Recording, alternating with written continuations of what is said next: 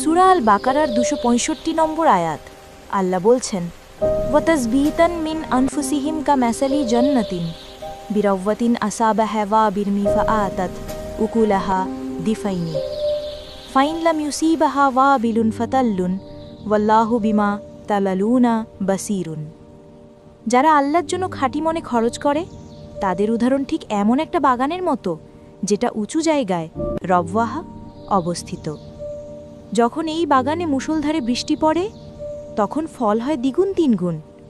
আর যদি মুষলধারে বৃষ্টি নাও হয়, শুধু হালকা শিশির বা ফোঁটা ফোঁটা বৃষ্টি পড়লেও এই বাগান ফলে ভরে যায়। অর্থাৎ যে ব্যক্তি আল্লাহর সন্তুষ্টির জন্য পুরোপুরি আন্তরিকতা নিয়ে দান করে, আল্লাহ তার ছোট্ট দানকেও এমন বরকত দেন যে তা বহুগুণে ফল দেয়।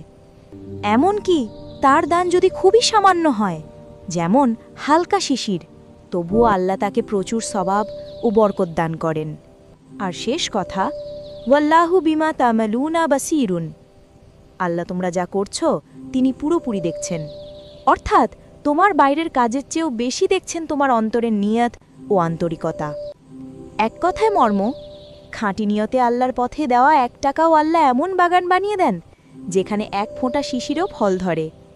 আল্লাহ আমাদের সবাইকে এমন খাঁটি নিয়ত ও আন্তরিক দান করার তৌফিক দিন। আমিন।